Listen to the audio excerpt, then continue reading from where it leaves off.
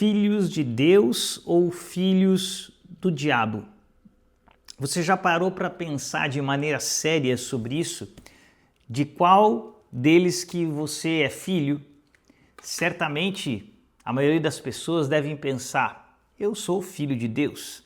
Afinal de contas, quem nunca ouviu essa expressão? Todos somos filhos de Deus. Nós temos uma tendência de pensarmos que se nós temos uma vida correta, se nós somos bons cidadãos, bons maridos, esposas, filhos, então nós somos automaticamente filhos de Deus porque vivemos de maneira correta. Pensamos que os filhos do diabo são apenas aqueles que vivem de maneira escancarada no pecado, na prostituição, em vícios, em drogas, em corrupções. Então esses sim são os filhos do diabo. E os outros que têm uma vida mais correta, uma vida muitas vezes até mesmo religiosa, então esses são os filhos de Deus.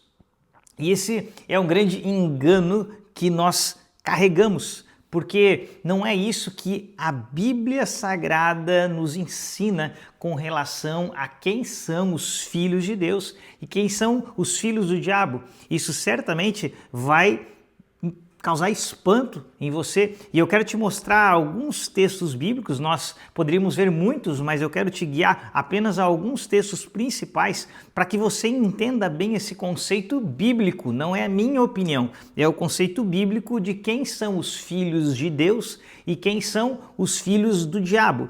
Veja, a gente pode começar lá mesmo em Gênesis, no capítulo 3, no versículo 15, nós temos um texto maravilhoso, é aquilo que nós conhecemos como o proto-evangelho. Lá no princípio, onde Deus está nos contando a origem da humanidade com Adão e Eva, falando do pecado, da queda, quando o homem desobedece a Deus.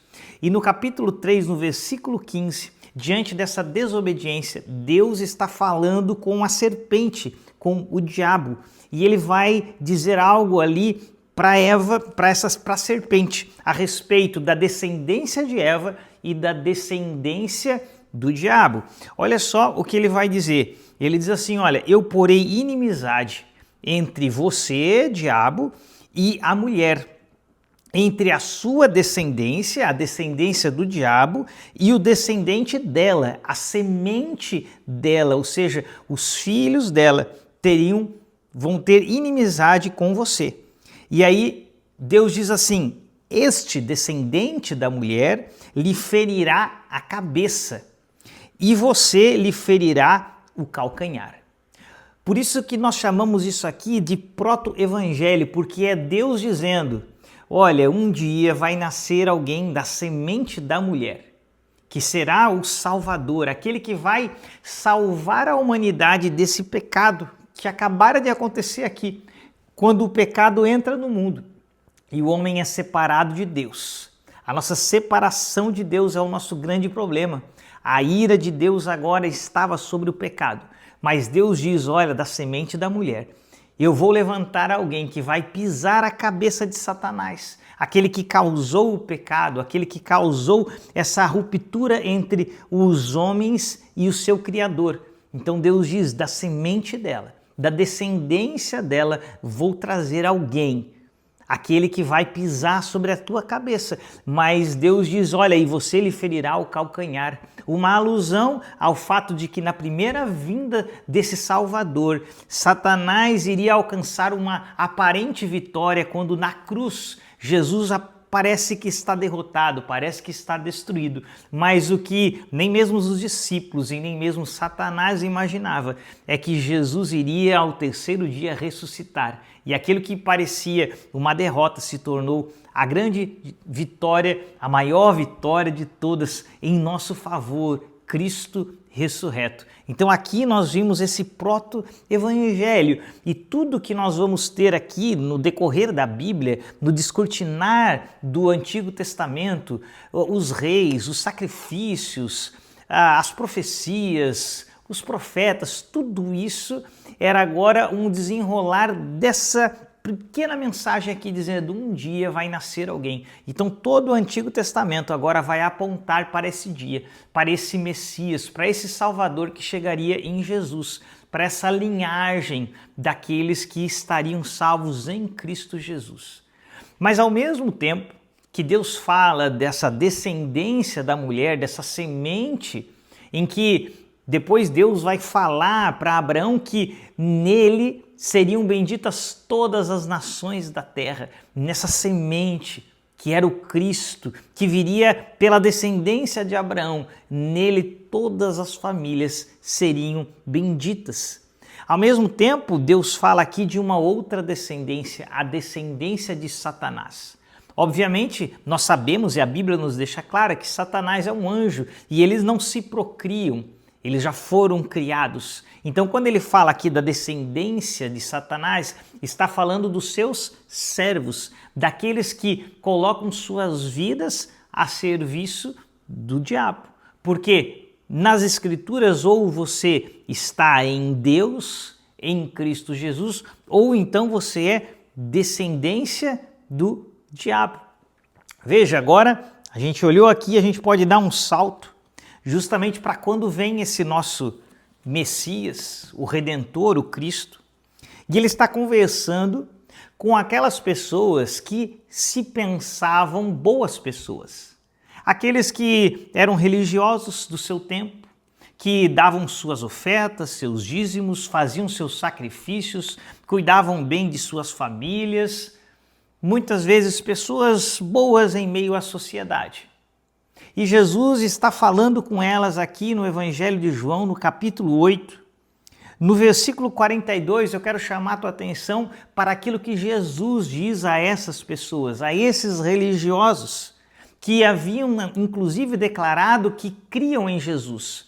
Se a gente ler o versículo 31, Jesus aqui do capítulo 8, ele ainda vai dizer, olha, Jesus disse aos judeus que haviam crido nele. Eles falavam, não, nós cremos em ti, cremos no que você está declarando.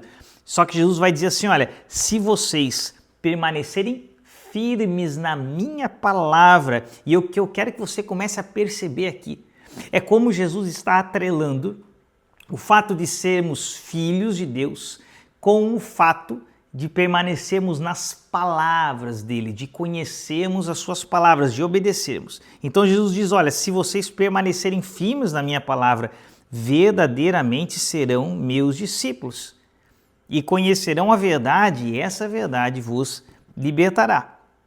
Mas veja, a conversa de Jesus continua. E no versículo 42, Jesus vai dizer assim, olha, se Deus fosse o Pai de vocês, vocês me amariam, porque eu vim de Deus e agora eu estou aqui. E eu não vim por mim mesmo, mas Ele me enviou. Porque a minha linguagem não é clara para vocês. Jesus está questionando aquelas pessoas, por que aquilo que eu falo vocês não entendem? Porque vocês são incapazes de ouvir o que eu digo. Vocês pertencem ao pai de vocês, o diabo, e querem realizar o desejo dele. Ele foi homicida desde o princípio e não se apegou à verdade, pois não há verdade nele. Quando mente, fala a sua própria língua, pois é mentiroso e pai da mentira. No entanto, vocês não creem em mim, porque lhes digo a verdade. Qual de vocês pode me acusar de algum pecado?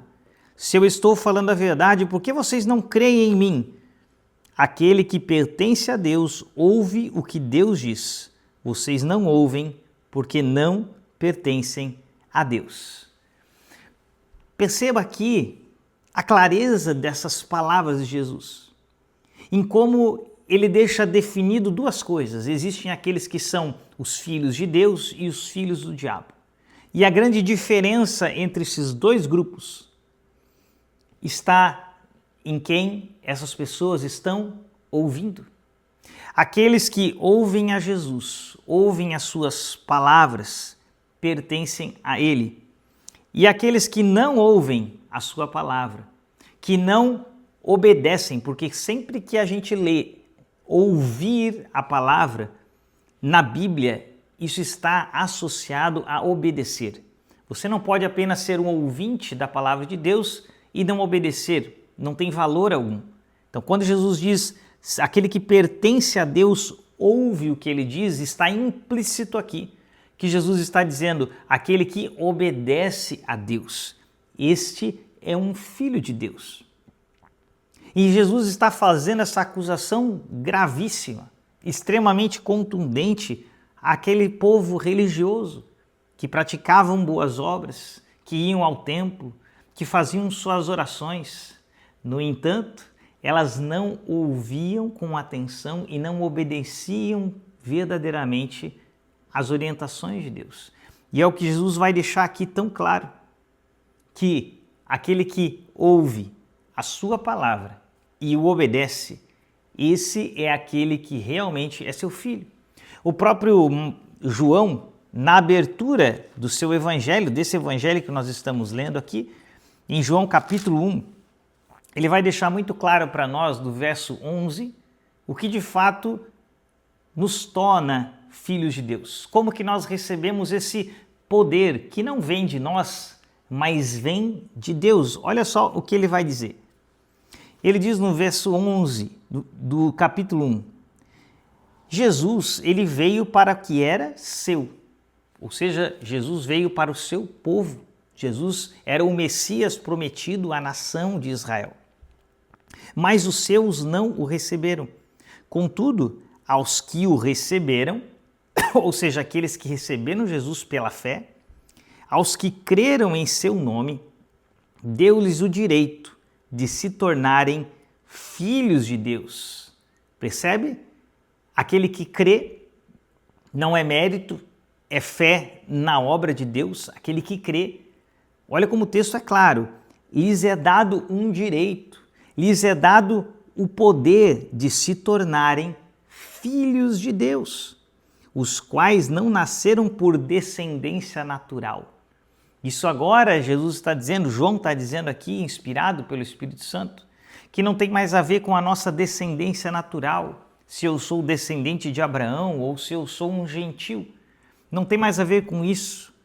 Não é nem pela vontade da carne, nem pela vontade de algum homem, mas nasceram de Deus. Quando nós cremos em Jesus, cremos que Ele é o enviado de Deus para nos salvar, recebemos Ele como nosso Senhor da nossa vida.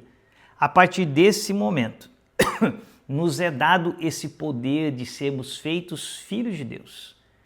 Nós nos tornamos filhos de Deus pela fé no Evangelho, pela fé na obra de Jesus, aprendendo a ler essa palavra e crer nessa palavra. É impossível nós dissociarmos essa fé em Jesus das Escrituras. Muitas pessoas às vezes pensam que elas podem crer em Jesus sem se apegar às Escrituras. Mas a verdade é que o Novo Testamento que nós temos em nossas mãos, que contam a história de Jesus, a sua vida, as suas palavras, os seus ensinos, a sua morte, a sua ressurreição. Quem nos entregou isso aqui, todas as informações que nós temos de Jesus foram os seus apóstolos, aqueles que viveram com Jesus, aqueles que caminharam com Jesus. Então, não tem como eu ter Cristo, eu caminhar com Cristo, sem que eu me aproxime da palavra. Tudo que nós temos a respeito de Jesus vem das Escrituras Sagradas, que nos foram dadas pelos apóstolos e por todo o Antigo Testamento, como ele já falou, que Jesus fez questão de cumpri-lo e dizer que todo o Antigo Testamento testificava a seu respeito. Então, receber Cristo é receber esta palavra, a Bíblia Sagrada, de Gênesis a Apocalipse, ler e obedecer, viver a partir das coisas que aqui estão, buscar o correto entendimento, a correta interpretação dessa palavra. Tudo isso está ligado a receber o Cristo. E então, a partir do momento que eu o recebo, me é dado o poder de ser feito filho de Deus. Lá em Romanos, capítulo 5, Paulo vai nos deixar isso claro, tudo isso que eu estou dizendo para você. Ele vai mostrar para nós que em Adão a morte entra no mundo, mas em Jesus a vida eterna nos é manifestada. Veja o que ele diz, capítulo 5 de Romanos, versículo 16. Não se pode comparar a dádiva de Deus com a consequência do pecado de um só homem. Por um pecado veio o julgamento que trouxe condenação. Aquele pecado de Adão e Eva lá no jardim. Por meio deles veio o julgamento e ele trouxe a condenação. Mesmo que muitos digam, qual é a culpa que eu tenho se Adão e Eva pecaram? Muitos dizem isso, mas isso não muda o fato do que as Escrituras declaram, de que nós todos estávamos sendo representados por Adão. Ele foi o primeiro homem, ele nos representava. E como ele caiu, todos nós caímos, e o pecado passa de geração em geração. É plenamente natural, nós percebemos o pecado em nós mesmos. E ele diz, por um pecado veio o julgamento que trouxe condenação, mas a dádiva decorreu de muitas transgressões e trouxe justificação. Se pela transgressão de um só a morte reinou por meio dele, muito mais aqueles que recebem de Deus as riquezas da graça e a dádiva da justiça reinarão em vida por meio de um só homem, Jesus Cristo. Olha que texto maravilhoso. Se por Adão o pecado entrou no mundo e tomou conta deste mundo, a ponto de nós sofrermos as consequências até hoje, dores, sofrimentos, tristezas, morte, tudo aquilo que veio junto com o pecado. Mas o texto diz aqui que a dádiva é muito superior, porque se a morte entrou por Adão, agora a vida, a promessa e a esperança de vida eterna entrou também por um só homem, Jesus Cristo, o Filho de Deus, o Deus encarnado, o Deus Emanuel. E ele agora, através da fé na sua obra, naquilo que ele fez na cruz em meu favor, eu então, dessa maneira, eu posso, crendo nele, crendo naquilo que ele fez, eu então recebo o poder de ser feito filho de Deus. Não tem a ver com minhas obras, tem a ver com a minha fé em Jesus e naquilo que ele fez na cruz. As obras não nos salvam, mas quando eu creio nele, eu recebo o poder de ser feito filho de Deus. Nós recebemos então uma nova natureza, nós nascemos de novo, como Jesus vai explicar para Nicodemos em João capítulo 3. E agora esse novo ser, regenerado, nessa nova vida, agora sim, ele vai viver para as boas obras. Ele não vai ser salvo por causa das boas obras, mas ele é salvo pela fé, pela graça. Não vem de vós para que ninguém se glorie, é dom de Deus. E a partir do momento que eu creio, eu nasci de novo e agora eu vivo para uma vida de boas obras. Então, nós nos tornamos filhos de Deus pela fé naquilo que Jesus fez por nós, pela fé no Filho de Deus, naquele que a Bíblia chama do segundo Adão. Pelo primeiro Adão, a morte reinou. Mas quando eu creio em Jesus, eu deixo de ser filho do diabo e eu passo a ser agora filho de Deus. Então que esse entendimento fique muito claro para nós.